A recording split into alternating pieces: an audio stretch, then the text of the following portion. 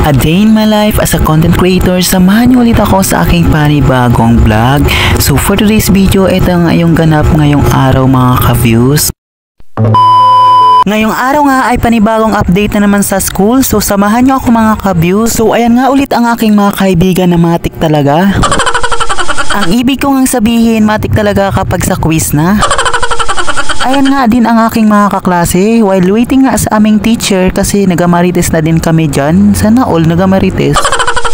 Nag-request nga yung isa kong kaibigan dyan na sali daw siya sa vlog, kaya for the go. May plano nga talaga ang mga person dyan kapag sila ay magkakasama. Ito nga isa kong kaibigan ay concentrate sa kanyang pagkain at chocolate na poke. Siguro February 14 pa to.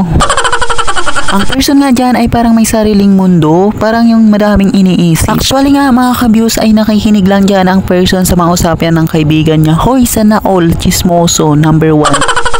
Yung dalawa ko ngang kaibigan dyan ay hindi ko nabigyan ng 1/4 sheet of paper kasi kinulang. Pasensya na kayo kasi na-short yung paper ko. After nga dyan mga ka-views, binigyan kami ng ilang minuto para mag-study, pero anong ginawa ng person dyan? Nag-video-video. Ang group 5 reporters nga dyan ang magbigay ng quiz. Yung group 5 reporters nga dyan ay natapos na sila mag-represent last week pa. Online class lang po. Kaya online class lang last week kasi may nasirang transformer sa school. Kaya this day na nga mga ka-views ang group 5 reporters na magbigay ng quiz nila. Akala ko nga mga ka-views this day yung pag-represent ng report namin. Buti na nga mga ka-views is hindi pa kasi yung group 6 pala is absent this day. And ayan nga mga ka-views, mas mabuti nga para may stock knowledge. Sana all may stock knowledge.